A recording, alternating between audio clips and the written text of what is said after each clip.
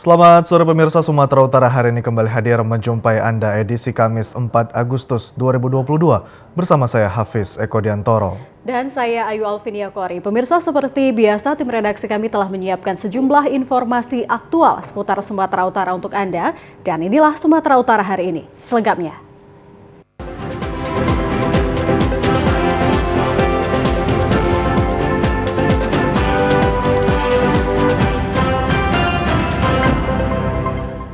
Ya, pemirsa, 5 rumah semi permanen di Jalan Jawa, Gang 1, Kelurahan Belawan 2, Kecamatan Medan Belawan, sekitar pukul setengah 5 dini hari tadi musnah terbakar. Ya, akibat dari kebakaran tersebut, satu keluarga terdiri dari 4 orang tewas terpanggang, sedangkan 2 orang lainnya berhasil menyelamatkan diri dari kobaran api. Keempat korban itu masing-masing Hafiz sebagai suami atau kepala rumah tangga, Winda istri dari Hafiz, dan Hamidah ibu mertua serta Muhammad Ilham, anak dari Pasutri Hafiz dan Winda yang tewas di dalam rumah akibat terjebak api. Sementara korbannya mengalami luka bakar masing-masing Lisa dan Mutiara, anak dari Pasutri Hafiz dan Winda. Kedua korban luka bakar itu tadinya bermaksud atau ingin menolong korban, namun terjebak asap dan terjatuh tertimpa plafon yang sudah terbakar. Camat Medan Belawan, Subhan Fazri Harahap bersama Lurah Belawan 2, Jose Ferry, setelah mendapat informasi langsung menuju lokasi kebakaran guna memastikan penyebab kebakaran. Menurut Camat Medan Belawan, Fazri Harahap, bahwa rumah yang terbakar sebanyak 5 unit dan 1 unit dirusak agar api tidak menjalar ke rumah lain. Untuk sementara diperkirakan kebakaran berasal dari rumahnya Ibu Hamidah akibat arus pendek atau korsleting listrik yang membakar perabotan rumah, kemudian api menyambar sepeda motor hingga meledak dan langsung membakar isi rumah.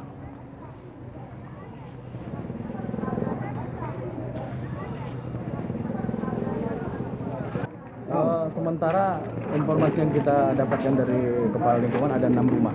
Ada 6 rumah. 6 rumah, Pak. Ya. Ada korban jiwa, Pak? Ada korban jiwa, ada 6 orang, yang 4 meninggal, yang 2 sudah dibawa ke rumah sakit PHC Belawan.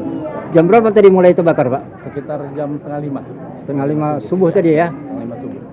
Apa tindakan dari pihak kecamatan, Pak? Kita udah menghubungi pihak pemadam kebakaran, tadi lebih dari 5 unit yang turun ke lokasi, cuman karena gangnya agak sempit, cuman sekitar 2 meter, jadi pemadam kebakaran mobilnya tidak bisa masuk ke dalam sehingga menyulitkan untuk memadamkan api. Tadi sempat api agak sedikit lama tadi memadamkannya. Api berhasil dipadamkan petugas pemadam kebakaran setelah menurunkan mobil kebakaran dari Pemko Medan serta dari instansi pemerintah di wilayah Belawan. Jenazah keempat korban kebakaran tersebut dibawa petugas TNI ke Rumah Sakit Komang Makes TNI AL Lantamal 1 Belawan untuk dibersihkan, selanjutnya diserahkan ke pihak keluarga.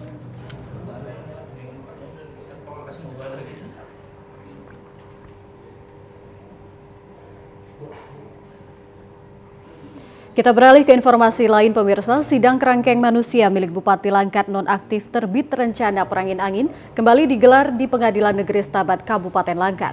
Agenda sidang Pengadilan Negeri Stabat ini menghadirkan saksi adik kandung korban yang tewas akibat penyiksaan selama berada di dalam kerangkeng. Pengadilan Negeri Stabat kemarin sore kembali menggelar sidang kasus kerangkeng manusia milik mantan Bupati Langkat terbit rencana perangin-angin yang terjaring operasi tangkap tangan oleh KPK beberapa bulan lalu. Sidang ini merupakan sidang kedua dengan terdakwa anak mantan Bupati Langkat bernama Dewa Perangin-Angin dan satu terdakwa lainnya Hendra Surbakti. Pada agenda sidang kali ini, Pengadilan Negeri Stabat mendengarkan kesaksian korban Saryandi Ginting yang merupakan adik kandung dari Saryanto Ginting, warga desa Purwobinangun, Kecamatan Sebinge, Kabupaten Langkat yang tewas di kerangkeng manusia milik Bupati TRP. Dalam kesaksiannya, Saryandi Ginting mengatakan pihak keluarga memang menyerahkan Saryanto Ginting ke pihak kerangkeng untuk menjalani proses rehabilitasi narkoba di kerangkeng manusia milik Bupati Langkat TRP pada 14 Juli 2021 silam. Namun pada 15 Juli atau 1 hari setelah diserahkan, pihak keluarga diberitahu oleh pengelola kerangkeng bahwa Saryanto Ginting telah meninggal dunia karena sakit. Jenazah Saryanto Ginting sudah dikafani saat diserahkan kepada pihak keluarga, kemudian memakamkan jenazah keesokan harinya. Sebelumnya kedua terdakwa kasus kerangkeng ini didakwa oleh Jaksa Penuntut Umum dengan pasal 170 KUHP ayat 2 terkait penganiayaan yang mengakibatkan kematian terhadap korban dengan ancaman hukuman 10 tahun penjara. Sidang ini dilaksanakan secara virtual dengan terdakwa yang berada di Lapas Tanjung Gusta, Medan. Ya, sementara itu pemirsa, sudah hampir 3 bulan ini 4 unit ruangan sekolah SMP Negeri 4 Balige Kabupaten Toba yang mengalami kerusakan parah akibat tertimpa pohon tumbang yang termakan usia belum juga dilakukan perbaikan. Sebelumnya pihak sekolah telah berniat untuk menebang pohon tersebut, namun hal ini harus terlebih dahulu dikoordinasikan kepada pihak terkait. Menurut keterangan Wakil Kepala Sekolah SMP Negeri 4 Balige Domain Sitanggang, akibat tumbangnya pohon yang termakan usia ini ada 4 ruangan yang mengalami kerusakan yang tidak dapat digunakan hingga saat ini. Adapun 4 unit ruangan yang mengalami kerusakan yaitu 3 ruangan kelas dan 1 ruangan perpustakaan, dan ini telah dilaporkan kepada dinas terkait serta telah meninjau kerusakan ruangan tersebut. Namun sudah hampir 3 bulan lamanya hingga saat ini belum ada proses untuk mengeksekusi bangunan tersebut untuk diperbaiki. Domain mengatakan bahwa keempat ruangan sekolah ini sangat dibutuhkan untuk proses belajar dan mengajar. Salah satu dampaknya adalah yang semula untuk kelas 9 ada sekitar 7 ruangan, namun hingga saat ini hanya ada 6 ruangan dan siswa-siswi tersebut harus dibagi ke kelas lainnya. Hal ini menjadi kendala pihak sekolah di mana dalam satu ruangan kelas harus diisi dengan 37 orang per kelasnya, sementara untuk standar nasionalnya hanya 32 orang per kelasnya. Ada beberapa dinas, lingkungan hidup, PUPR, juga penanganan bencana.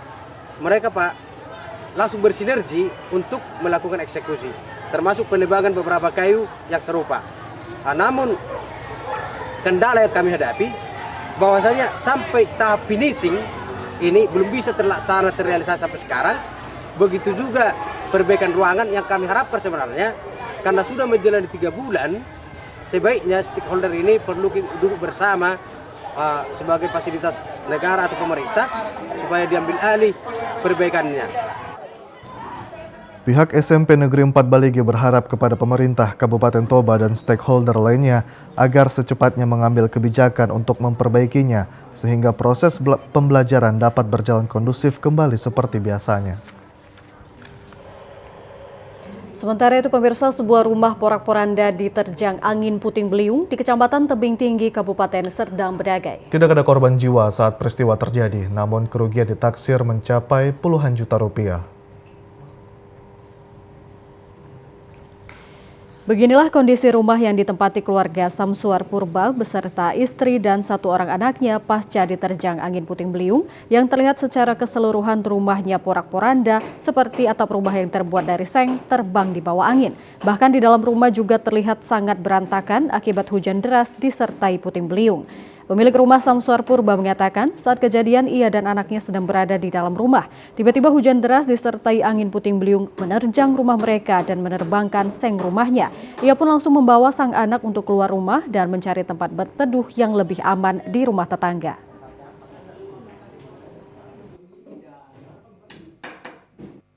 Bantuan belum ada, cuman kebetulan laporan sudah ada. Tadi malam kan ada kedatang Kamtibmas kemarin kan untuk meninjau ini dan buat laporan, tapi sampai sekarang belum ada bantuan. Loh, hanya Kamtibmas yang datang ya? Iya Pak. Mohon adalah diperhatikan masyarakat dibantu, apalagi kita kan orang yang istilahnya nggak punya kan gitu kan. Istilahnya upaya tidak bisa dilakukan kalau tidak ada bantuan. Jadi saya tinggal di tetangga lah, mengungsi di rumah tetangga. Kini ia beserta anak dan istrinya terpaksa mengungsi di rumah tetangga sambil menunggu Samsuar Purba bersama warga lainnya melakukan perbaikan rumah miliknya dengan harapan pemerintah dapat hadir guna melihat kondisi rumahnya yang porak-poranda diterjang angin puting beliung sambil memberikan bantuan guna memperbaiki rumahnya agar bisa ditempati kembali. Ya, pemirsa, sejumlah informasi aktual yang akan kami hadirkan sesaat lagi. Tetaplah bersama kami di Sumatera Utara hari ini.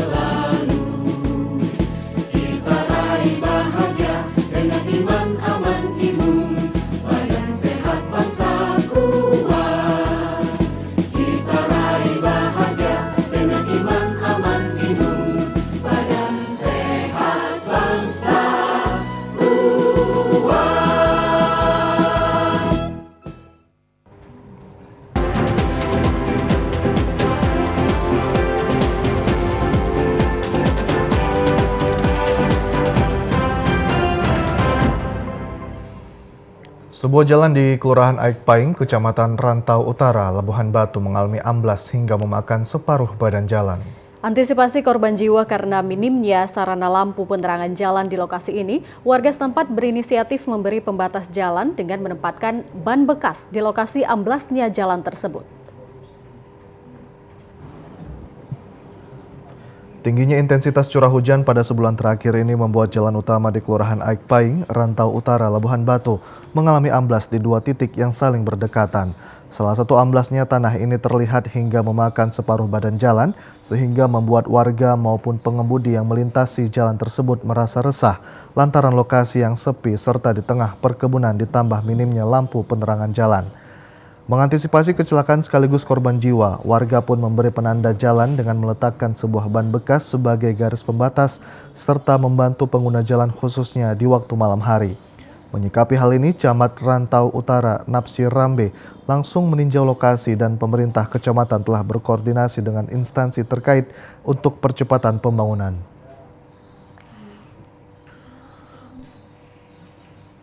Kami sudah berusaha sedaya mampu kami membuat ban di samping daripada duikel ini supaya tidak terjadi kecelakaan. Jadi kami tetap juga mengusulkan ke pemerintahan ataupun ke BPBD untuk supaya itu dibangun kembali. Warga berharap kepada pemerintah setempat untuk segera memperbaiki akses jalan tersebut.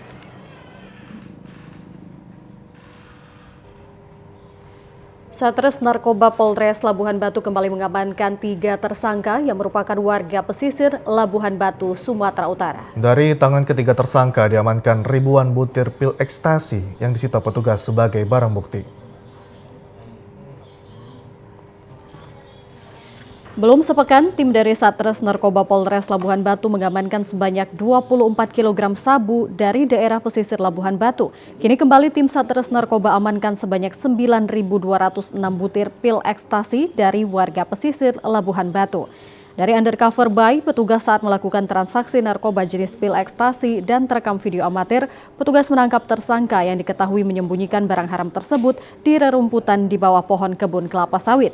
Ketiga tersangka masing-masing AS alias Ali, 24 tahun, dan KA alias Anwar, 26 tahun, serta SN alias Udin, usia 57 tahun, merupakan seorang nelayan. Ketiganya merupakan warga Dusun Amal, Desa Tanjung Sarang Elang, Kecamatan Panai Hulu, Labuhan Batu.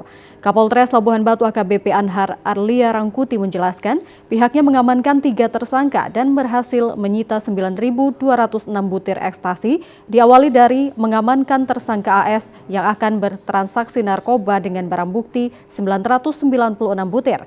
Selanjutnya dikembangkan terhadap tersangka KA yang menyimpan 8.210 butir di perkebunan kelapa sawit. Dan terakhir petugas mengamankan tersangka SN dan menyita tas berwarna hitam. Dilakukan lagi pengembangan oleh personil kami, ini anggota kita kerja keras dalam satu hari itu, kemudian diamankan SN alias Udin, kemudian dengan barang bukti 1 tas besar warna hitam. Total pil ekstasi yang berhasil disita berjumlah 9.206 butir pil ekstasi. Terhadap kasus ini polisi masih terus melakukan pengembangan guna mengungkap pelaku lainnya. Kini ketiga tersangka akan diancam hukuman maksimal 20 tahun penjara sampai dengan seumur hidup karena dijerat pasal 114 atau pasal 112 dari Undang-Undang RI nomor 35 tahun 2009 tentang narkotika. Diduga melihat penampakan sesosok makhluk halus anak kecil sedang menyeberang jalan, pengemudi truk kontainer bernomor polisi BK9468DK di Kota Tebing Tinggi membanting setir agar tidak menabrak. Akibatnya truk kontainer tersebut terguling setelah menabrak pembatas jalan di Jalan Soekarno-Hatta, Tebing Tinggi.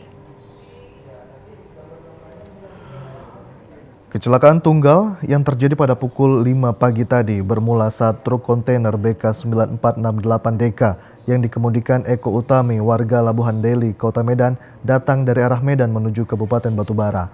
Setibanya di lokasi kejadian, dirinya terkejut melihat sesosok anak kecil menyeberang jalan dan untuk menghindari kecelakaan dirinya langsung membanting setir ke sebelah kanan badan jalan hingga naik ke pembatas jalan sehingga truk yang dikemudikannya terguling ke sebelah kiri badan jalan. Akibat kecelakaan ini membuat badan truk kontainer yang terguling hampir menutupi semua badan jalan sehingga jalur lalu lintas di lokasi sempat padat dan macet. Mendengar adanya laka tunggal, Kasat Lantas Polres Tebing Tinggi bersama personilnya langsung terjun ke lokasi kejadian guna melakukan evakuasi badan truk dan mengamankan jalur lalu lintas guna mengantisipasi kemacetan berlanjut. Menurut pengemudi truk Eko Utami, sebelum kejadian dirinya datang dari Medan menuju Kabupaten Batubara. Setibanya di lokasi, jalur lalu lintas terlihat gelap, tidak ada lampu penerangan. Tiba-tiba dirinya melihat sesosok anak kecil menyeberang jalan. Karena terkejut, dirinya langsung membanting setir ke sebelah kanan dan menabrak pembatas jalan. Dan akhirnya truk yang dikemudikannya terguling. Dari Belawan, Mana bang? mau ke Semangke. Ini motor apa nih bang? Tutup cangkir es krim. Awal kejadian sebelum ini ruko ini penampakan anak kecil. Ini lampu tower ini mati gelap. Jadi nggak nampak saya bongkarnya, nggak tahu nampak tower itu. Berarti naik ke apa nih bang? Ke trotoar bang ya? Iya. Jadi terguling bang ya? Iya guling. Jadi untuk korban bang? Nggak ada. Atas peristiwa ini pengemudi truk masih dimintai keterangan oleh petugas Laka Lantas Polres Tebing Tinggi. Pada pukul 05.00 untuk supir tersebut mengalami out of control, mengantuk sehingga menabrak pembatas jalan mengakibatkan mobil kontainer yang dikemudikannya terguling di jalan. Untuk korban jiwa bu? Untuk korban jiwa nihil. Akibat kejadian ini, jalur lalu lintas dari arah Tebing Tinggi menuju Kabupaten Batubara yang sebelumnya macet dialihkan ke jalur sebelah kanan guna mengurangi kemacetan dan jalur lalu lintas bisa lancar seperti biasa.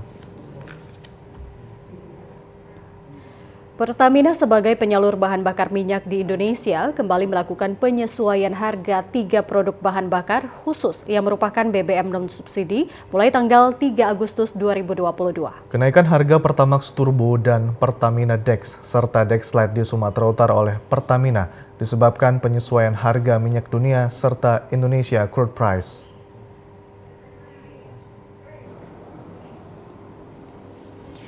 Mekanisme penyesuaian harga BBM secara berkala kembali dilakukan oleh PT Pertamina disebabkan BBM harga non-subsidi cukup fluktuatif mengikuti perkembangan terkini dari industri minyak dan gas, terutama pada harga minyak dunia. Perwakilan PT Pertamina Regional Sumbagut Agustiawan mengatakan harga rata-rata Indonesia Crude Price atau ICP per Juli 2022 memasuki angka $106.73 Amerika per barel, masih tinggi sekitar 24% dari harga ICP pada Januari 2022. Perkembangan harga ICP pada tahun 2022 sangat fluktuatif dan harganya dinilai masih relatif tinggi sehingga sangat berpengaruh. Untuk ini PT Pertamina melakukan penyesuaian harga bahan bakar khususnya di Provinsi Sumatera Utara, diantaranya Pertamax Turbo menjadi Rp18.250 per liter, Pertamax Dex menjadi Rp19.250 per liter, dan Dexlite Rp18.150 per liter mulai 3 Agustus 2022. Kenaikan harga bahan bakar khusus di Sumatera Utara sekitar 5% ini tidak mempengaruhi dengan harga komoditas sektor transportasi. Pertamina juga turut mempertimbangkan dan menjaga daya beli masyarakat dengan tetap memberikan harga yang tidak mengalami fluktuatif, khusus untuk Pertamax dan BBM bersubsidi, yakni Pertalite dan Solar yang tidak mengalami perubahan harga. Dan penyesuaian harga Pertamax Turbo dan Dex Series ini yang hanya sekitar 5% dari total konsumsi nasional ini tentu tidak akan sangat berpengaruh, ya, tidak akan terlalu berpengaruh terhadap harga komoditi apapun sektor transportasi tentunya. Penyesuaian harga bahan bakar khusus oleh Pertamina diharapkan kepada masyarakat Sumatera Utara tidak perlu khawatir dan 95% dari porsi BBM nasional seperti Pertamax, Pertalite, dan Solar harganya tidak berubah. Pemirsa, informasi aktual lainnya dapat Anda ikuti setelah yang satu ini. Sumatera Utara hari ini akan segera kembali.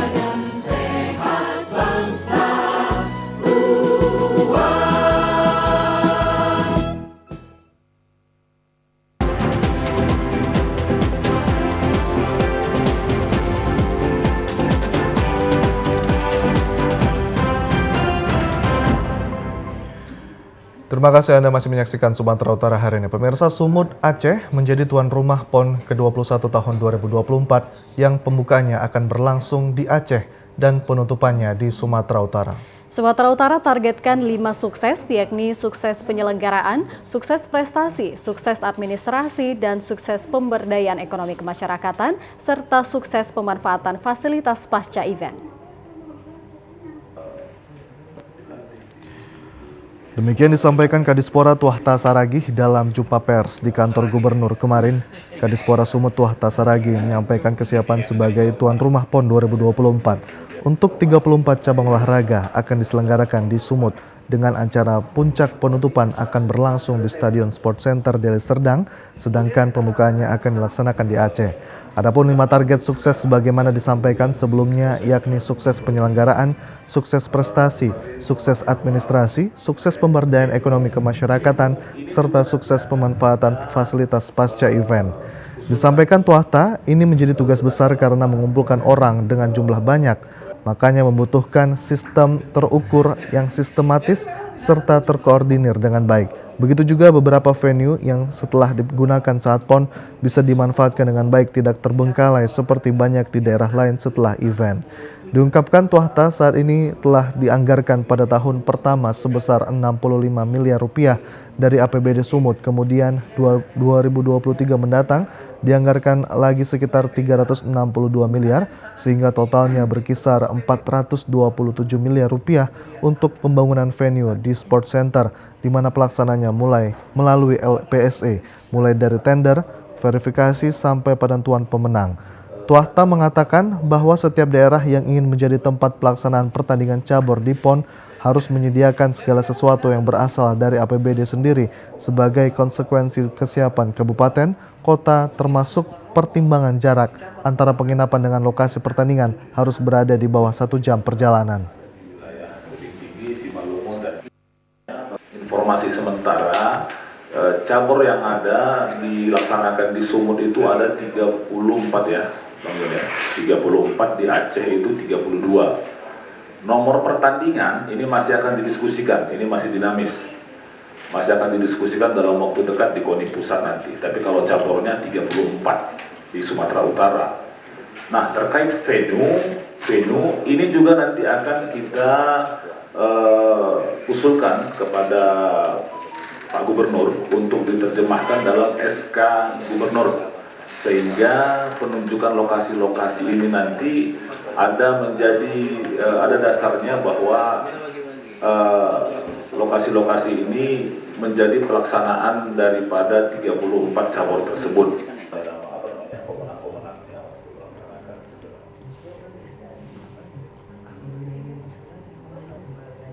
Sementara itu, pemirsa, pemerintah Provinsi Sumatera Utara menegaskan tidak akan membeli atlet dari luar daerah demi mengejar perolehan medali untuk Pekan Olahraga Nasional PON 2024 mendatang. Sebagai tuan rumah, Sumut tetap menargetkan juara 5 besar, sebuah target realistis sebagai tuan rumah yang ingin mengembalikan PON dengan tujuan semula sebagai ajang prestasi dan silaturahmi.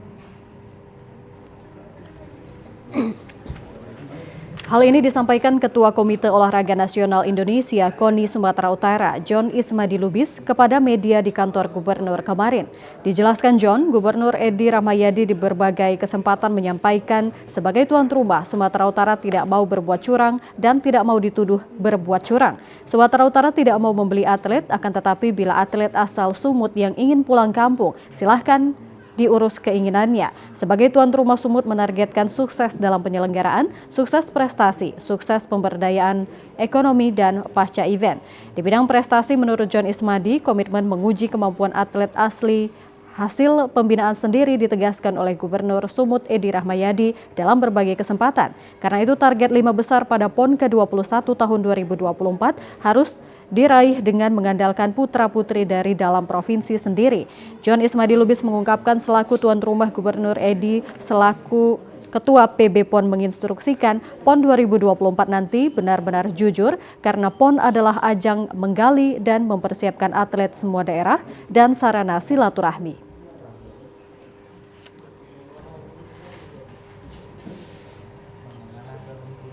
Hanya kita mau mengembalikan roh PON didirikan anak bangsa, PON itu adalah demi persatuan kesatuan anak bangsa, baru kita meraih prestasi melalui medali. Jadi medali bukanlah yang utama, walaupun semua peserta, semua provinsi punya target terhadap medali, tapi laksanakanlah itu dengan jujur, sportif, sehingga nanti PON itu betul-betul menghasilkan atlet yang benar-benar meraih prestasi melalui perjuangan yang jujur. Ya kalau memang cabang olahraganya selalu menjadi kontroversi di tiap PON, kenapa tidak kita gunakan wasit dari luar, terutama dari negara tetangga yang punya kualifikasi wasit internasional. Tentu dia tidak kenal siapa tuan rumah, siapa anak pelatnas, dia akan jujur. Bukan kita tidak percaya atlet wasit-wasit kita, tapi semua wasit kita pasti berasal dari daerah. Disampaikan John Ismadi Lubis, sudah ada beberapa atlet yang menawarkan diri ingin bergabung dengan Sumut. Namun ketika komitmen untuk meminta bayaran, Gubernur Edi menolak dan menyampaikan hal itu tidak dilakukan. Kita beralih ke informasi selanjutnya pemirsa, di mana dua bocah kakak beradik di Desa Mompang Julu, Kabupaten Mandailing Natal menderita gizi buruk dan memiliki riwayat penyakit jantung.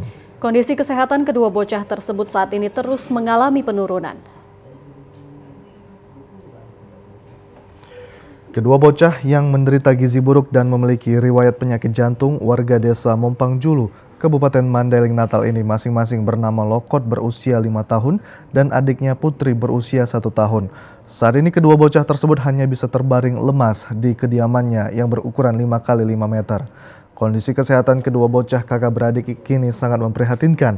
Di samping berat badannya yang menurun, Lokot juga tidak bisa berdiri seperti anak seusianya. Kedua orang tua bocah ini tidak mampu membawa kedua anaknya berobat karena keterbatasan ekonomi. Orang tua bocah yang bekerja serabutan ini hanya bisa mencukupi biaya makan sehari-hari. Bocah yang menderita gizi buruk ini hanya dirawat kedua orang tuanya di rumah dengan obat seadanya dan mereka hanya bisa pasrah dan menunggu belas kasihan dermawan untuk memberikan bantuan kepada kedua anaknya yang sejak lahir mengalami gizi buruk dan penyakit jantung.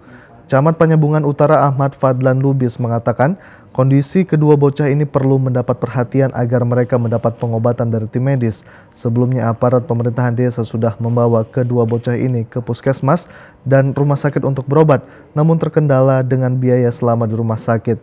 Sementara untuk pembiayaan pengobatan kedua bocah ini sudah ditanggung oleh BPJS. Terkait penyakit jantungnya ini kan sesuai dengan, karena masyarakat kita ini juga sudah pernah kita bawa berobat ke puskesmas maupun rumah sakit, di mana di sana itu kan arahannya bahwa anak ini harus kita rujuk penanganannya lebih efektif ini ke Medan. Namun ini kan tersangkut dengan masalah biaya hidup. Memang pasien kita ini sudah ditangani oleh ada istilahnya BPJS-nya ada. Camat bersama Kepala Puskesmas Penyambungan Utara telah memberikan bantuan usaha asupan vitamin dan susu kepada kedua bocah penderita gizi buruk dan riwayat jantung.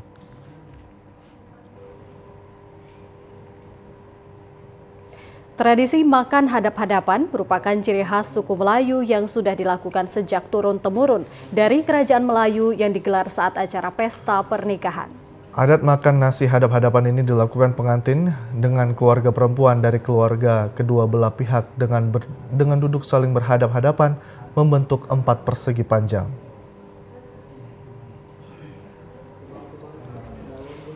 Adat ini dilaksanakan dalam suatu tempat atau ruangan yang sudah tersusun hidangan berbagai makanan, diantaranya pahar yang berisi nasi lemak yang di atasnya ditancapkan puluhan bunga yang nantinya akan diperebutkan pengantin.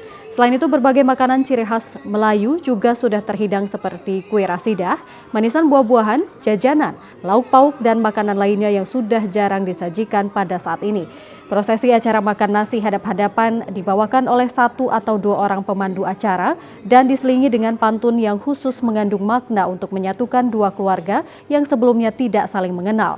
Tahapan acara selalu diawali dengan berpantun yang digunakan sebagai pembuka dan juga digunakan sebagai penutup acara.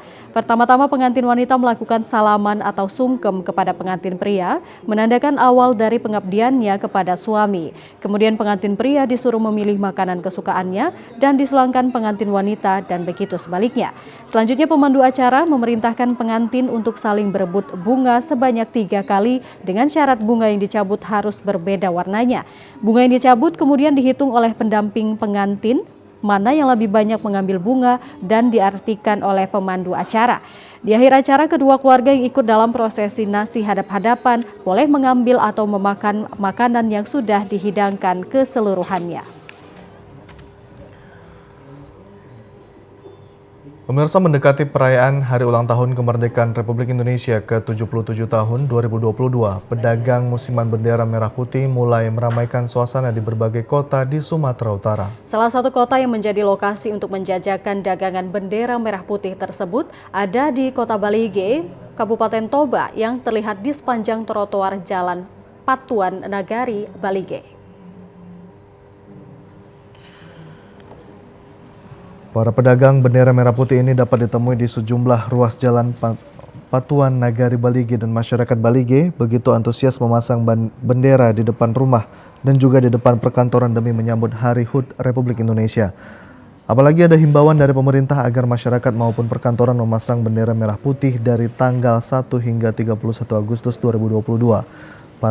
Pada pedagang bendera merah putih ini tidak hanya menjual bendera saja, juga menjual berbagai pernak-pernik bernuansa merah putih yang beberapa diantaranya bertuliskan Dirgahayu Republik Indonesia. Bendera merah putih serta pernak-pernik merah putih yang mereka jual bervariasi dari mulai Rp5.000 hingga Rp350.000 tergantung dengan jenis dan ukurannya. Salah seorang pedagang bendera yang berasal dari Garut, Jawa Barat, Yusuf Nugraha mengaku demi untuk mencari nafkah dia sengaja datang berjualan ke Kabupaten Toba. Menurutnya berjualan bendera merah putih ini hanya ramai saat momentum HUT kemerdekaan RI sehingga harus dimanfaatkan hingga akhir bulan Agustus ini. Yusuf mengaku mulai berjualan pada akhir bulan Juli lalu dan bisa meraih omset per minggu hingga mencapai Rp10 juta dan perharinya jika cuaca cerah omsetnya mencapai Rp1 juta hingga Rp3 juta.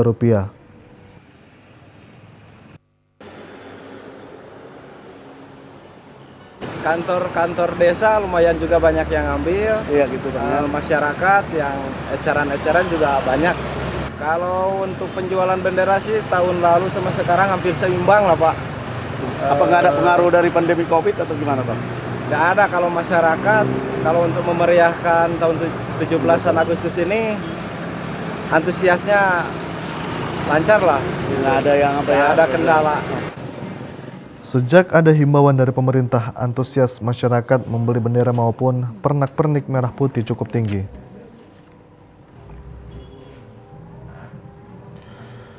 Ya, pemirsa, sejumlah informasi menarik lainnya akan kami hadirkan sesaat lagi. Tetaplah bersama kami di Sumatera Utara hari ini.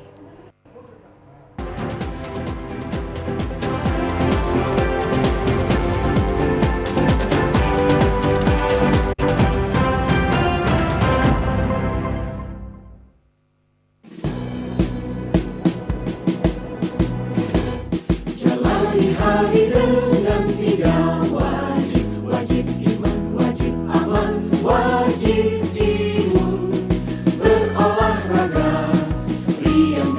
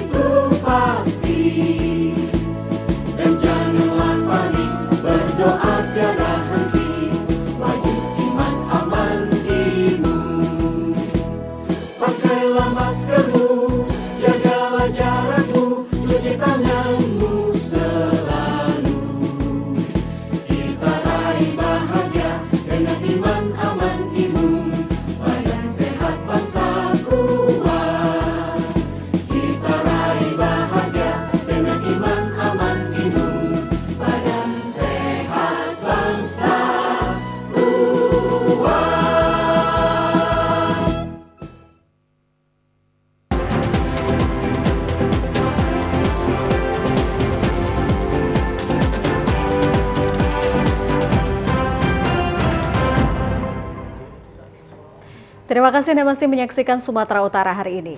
Pemirsa, bahan daur ulang seperti botol bekas bungkus pewangi pakaian dan bungkus susu yang selama ini kita abaikan ternyata dapat dimanfaatkan. Di tangan ibu-ibu kreatif, barang bekas dan daur ulang tersebut bisa dibuat tas yang unik dan bernilai seni bahkan bernilai ekonomis. Di tangan warga Desa Tanjung Ibus, Kecamatan Secanggang, Kabupaten Langkat, barang yang biasanya tidak berharga ini bisa dijadikan barang unik seperti tas kondangan, tas ke pasar, dan tas untuk anak muda masa kini. Awalnya sekedar mencoba, para kaum ibu muda ini sambil mengisi waktu luang berhasil membuat kreasi tas dari bahan daur ulang. Dengan memotong bagian bungkus pewangi dan bungkus susu, menjalinnya hingga menjadi satu tas yang bernilai ekonomis.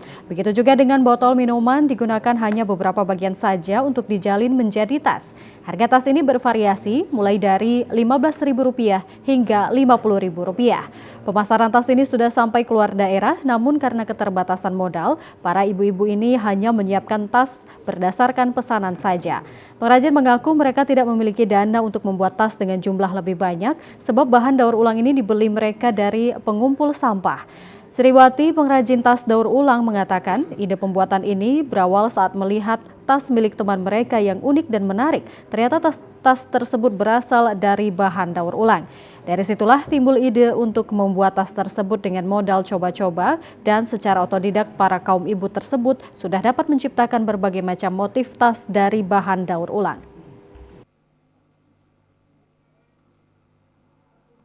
Awalnya sih lihat orang bawa ya, kok cantik. Sempet nanya juga sih beli atau gimana, rupanya ternyata orangnya buat sendiri. Jadi cobalah ditanya gimana cara buatnya, ternyata oh gampang kok. Jadi kebetulan ada temen yang memang sebelumnya udah bisa, dari sebelum saya bisa mereka udah bisa duluan. Jadi ya sama-sama sambil belajar sambil buat.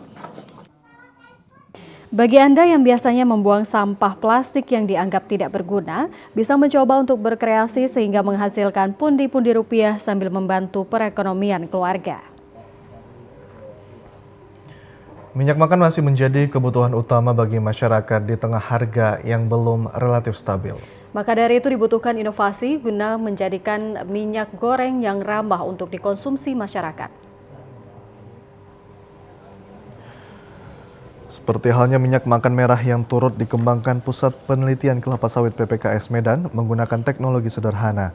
Minyak makan merah memiliki kandungan senyawa fitonutrien berkadar tinggi seperti karoten sebagai provitamin A, tokoferol, dan tokotrienol sebagai vitamin E, dan squalen yang memiliki fungsi sebagai antioksidan, pembentukan dan perkembangan otak, menumbuhkan metabolisme anak sehingga dapat mencegah stunting atau kekerdilan. Untuk bahan makanan, minyak makan merah juga sesuai digunakan untuk menumis bahan pangan, salad dressing, serta bahan baku margarin.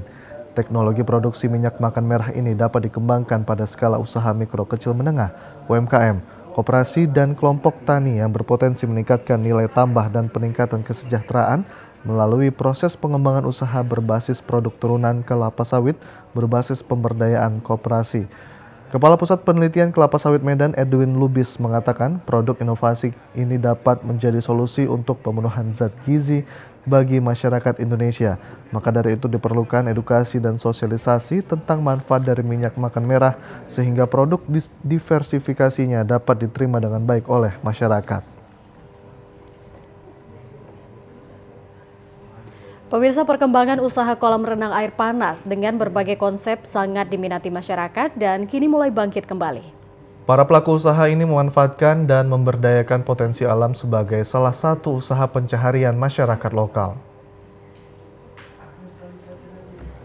Seperti halnya pemandian kolam renang air panas Lehu yang ada di Sipoholon. Di antara sejumlah pemandian air panas yang ada di Sipoholon, pemandian kolam renang air panas Lehu ini merupakan salah satu tempat pemandian air panas yang memiliki kolam yang cukup luas, serta menjadi tempat favorit bagi para pengunjung dari berbagai daerah. Selain menjadi tempat rekreasi yang aman bagi keluarga, lokasinya yang asri dan sejuk serta berada di persawahan juga dikelilingi oleh tebing. Air panas di kolam ini terdapat dua lokasi lokasi kolam untuk anak-anak serta orang dewasa yang aman untuk dikunjungi, serta tarif masuk yang cukup terjangkau oleh para pengunjung. Seperti halnya pada malam hari, suasana di pemandian kolam renang air panas ini cukup sejuk. Selain itu, di lokasi pemandian ini memiliki sejumlah patung air pancur yang didesain yang didesain menarik serta tersedia spot foto yang cukup bagus. Salah seorang pengunjung, Marta Deborah, mengaku kolam renang yang tersedia cukup menarik untuk dikunjungi terutama pada malam hari dengan nuansa alam yang cukup segar. Usai mandi di kolam renang ini, pengunjung dapat menikmati sajian makanan telur rebus dengan bumbu rempah andaliman.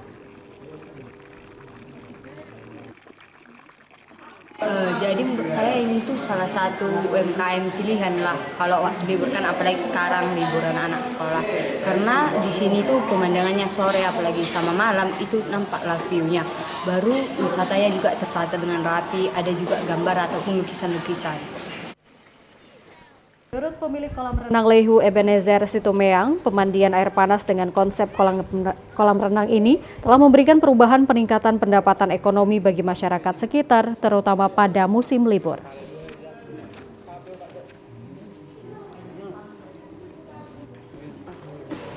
Ya lumayan lah Pak, meningkat drastis selama liburan dan tetap gunakan protokol kesehatan, Pak.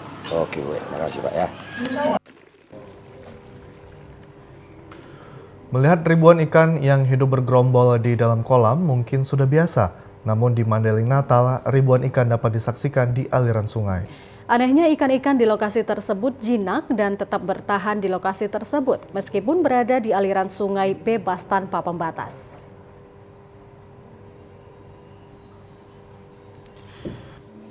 Inilah Lubuk Larangan. Lokasi ini berada persis di bawah jembatan di Desa Tambangan Jai, Kecamatan Tambangan, Kabupaten Mandailing Natal, Sumatera Utara. Di aliran sungai ini hidup ribuan ekor ikan beragam jenis dengan ukuran besar. Banyaknya ikan menghuni sungai ini keberadaannya sudah ada selama berpuluh tahun. Meski hidup di sungai bebas dan tanpa sekat maupun pembatas, namun ikan tidak beranjak dari lokasi Kunuk Larangan meskipun terkadang banjir menerjang kawasan Lubuk Larangan ini. Di sungai ini sendiri hidup dan berkembang berbagai jenis ikan seperti ikan jurung, sibaro, ikan emas, mujahir, nila, lele, dan ikan lainnya. Selain jumlahnya yang mencapai ribuan ekor dan berukuran besar, ikan di sini cukup akrab dan jinak bagi para pengunjung yang ingin menyentuhnya. Untuk masuk dan mengunjungi tempat ini, Anda tidak perlu merogoh kocek alias gratis. Adapun uang yang Anda keluarkan hanya untuk membeli pakan ikan seharga Rp2.000 per bungkus. Ini dulu kan, kalau kita kan dengar cerita juga kan, ini dulu kan kalau asli orang Mandailing ini kan, dia kan ada namanya Lubuk Larangan. Ya. Jadi ini dulu ceritanya pawangnya kan orang tua. Iya. Nah, jadi pawangnya ini belum dibuka, pawang ini udah meninggal. Jadi terus pawang ini kan beda-beda gitu syaratnya. Jadi nggak ada yang bisa buka. Makanya seperti ini udah puluhan tahun. Waktu udah dijadikan tempat wisata ya Pak? Iya, jadi dijadikan tempat wisata. Lubuk Larangan dikisahkan berawal saat seorang pawang ikan dengan keahlian khusus. Saat itu sang pawang membatasi pergerakan ikan dan melarang bagi siapa saja untuk tidak mengambil ikan. Namun jika ada yang nekat untuk mengambilnya, maka bersiaplah Anda mendapatkan masalah. Terdapat waktu-waktu tertentu bagi warga untuk dapat mengambil ikan di Lubuk Larangan. Sampai pada saat sang pawang meninggal, ikan di sungai ini tidak beranjak dari lokasi.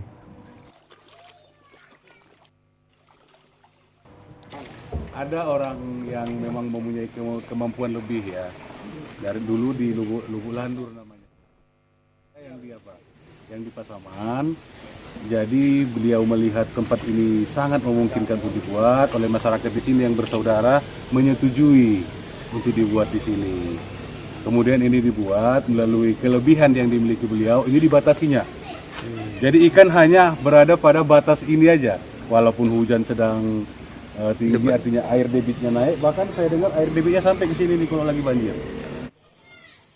Meskipun demikian, ikan di areal sepanjang 100 meter ini masih bisa dipanen dengan syarat menggelar musyawarah masyarakat setempat dan hasilnya diberikan kepada anak-anak yatim dan warga kurang mampu di desa tersebut.